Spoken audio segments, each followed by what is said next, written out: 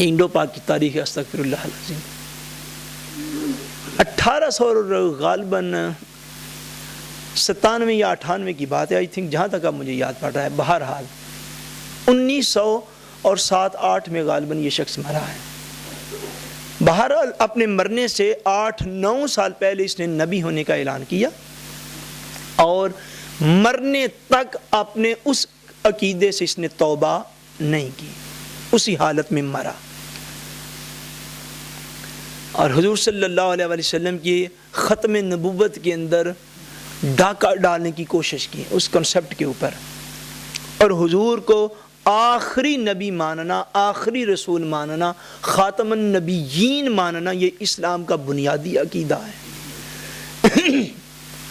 یہ میں عرض کروں آپ کو کہ جب عقائد کے اندر کوئی گڑبڑ ہو جائے تو پھر اعمال نہیں دیکھے جاتے ہیں، یہ ہماری سب کی جہالت ہوگی. پھر یہ نہیں دیکھا جاتا فلاں بندہ بڑا با اخلاق ہے، فلاں بڑا اچھا نمازی ہے، فلاں بڑے زیادہ روزے، بڑے پیسے جی اللہ کی راہ میں لگاتا ہے، بڑے قرآن مجید کے ترجمے کر کر کے مفت بانٹ رہا ہے. نہیں، یہ سارے اعمال ہیں. اگر بنیادی عقائد کے اندر کوئی شخص ڈاکہ ڈالے گا، ان کو تبدیل کرنے کی کوشش کرے گا، پھر اس کے اعمال دیکھے نہیں جائیں گے. اس بات کو سمجھیں. اب اس شخص نے حضور صلی اللہ علیہ وسلم کی ختم نبوت کے اندر ڈاکہ ڈالا اور اسی بد عقیدگی پر مر گیا. اب جو شخص نبی ہونے کا اعلان کر دے حضور صلی اللہ علیہ وسلم کے بعد، معاذ اللہ ثم معاذ اللہ، اگر وہ نبی ہونے کا اعلان کر دے اور اسی حالت میں مر جائے تو اس کو یاد رکھ لیجئے گا اس بات کو کہ ولی، عالم، غوث، مہدی، مجدد، یہ تو بڑے اعلیٰ الفاظ ہیں، بڑے اعلیٰ الفاظ ہیں. اس کے خالی میرے آپ کی طرح کا مسلمان جاننا یہ بھی کفر ہے. عام مسلمان جسے ہوتا ہے عام مسلمان، بالکل صرف سمپل مسلمان بھی اس کو سمجھنا یہ بھی کفر ہے، کیونکہ وہ دائرہ اسلام سے اس طرح خارج ہو چکا کہ واپس ہی نہیں پلٹا. اور اس کو میں یہ سارے الفاظ ذمہ داری سے عرض کر رہا ہوں، ولی، عالم، محدث، غوث، کتب، ابدال، مہدی، عیسیٰ، سارا کچھ جو کچھ اس نے دعوے کیے، اس نے اپنے آپ کو عیسیٰ بھی کہا اپنی کتابوں میں. پھر میں آپ کو کیا کہ اس نے یہاں تک لکھا معاذ اللہ حضور صلی اللہ علیہ وسلم کے نواسے کی، سیدنا امام حسین کی گستاخی کی. اس نے کہا حسین جیسے تو لاکھوں میری جیب کے اندر ہوتے ہیں.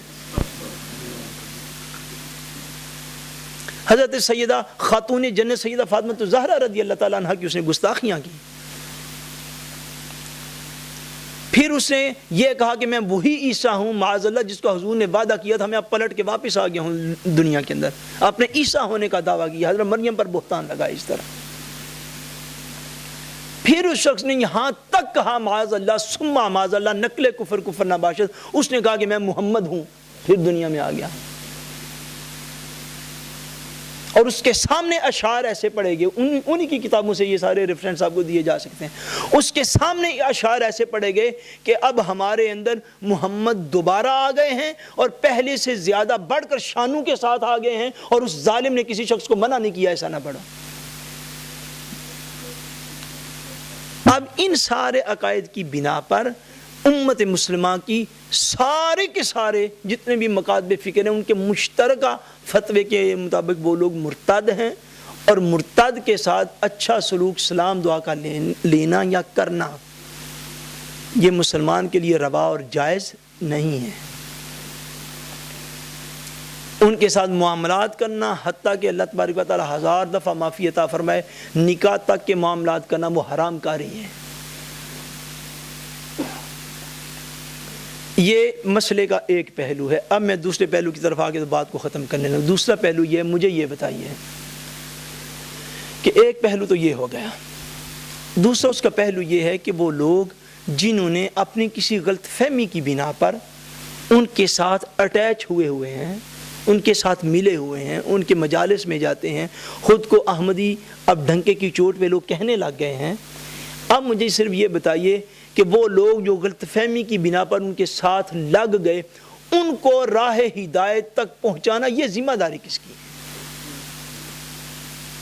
یہ ذمہ داری کس کی؟ یہ کون نبھائے گا؟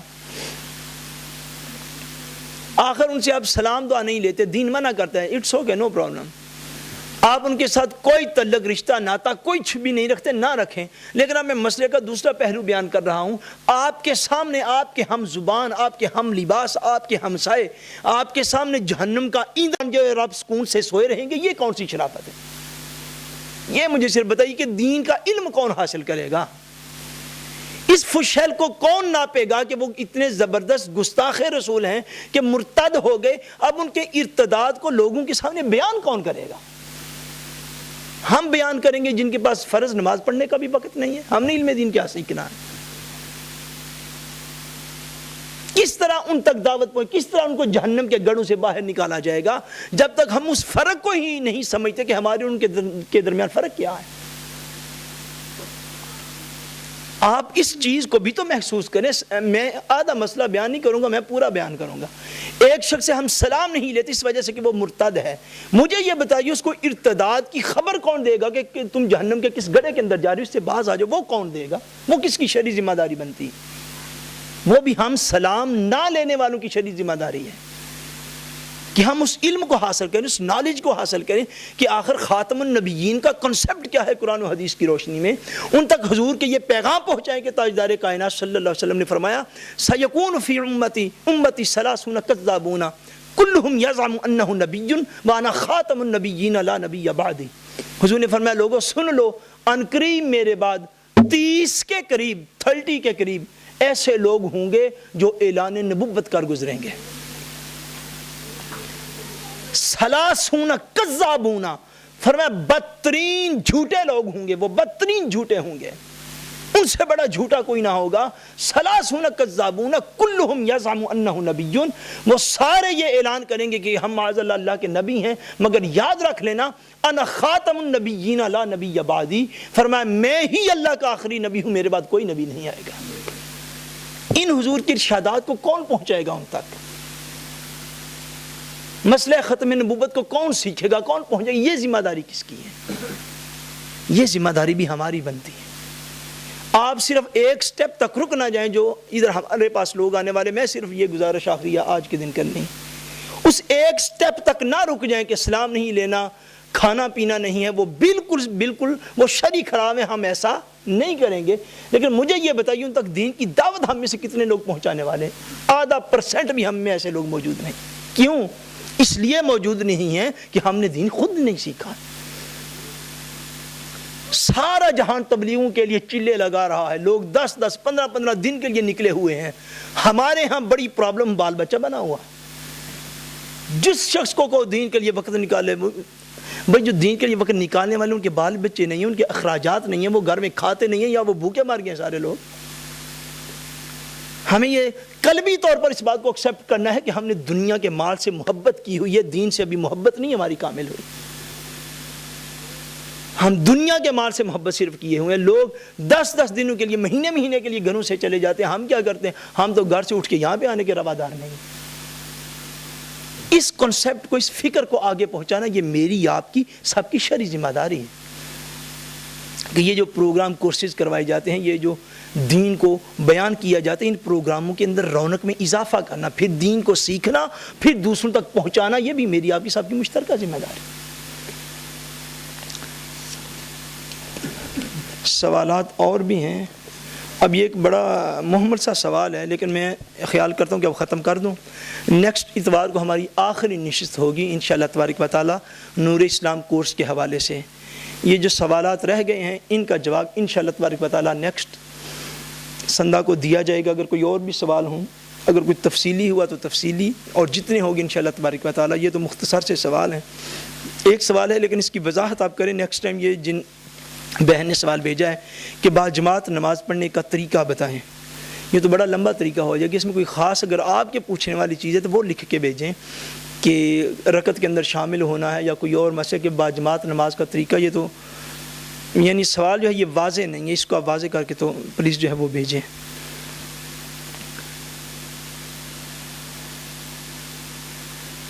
آگے بھی سوال ہیں لیکن صرف اس خیال سے میں اب چھوڑ رہا ہوں کہ بات جو ہے لمبی نہ ہو جائے۔ وما علینا الا البلاغ المبین۔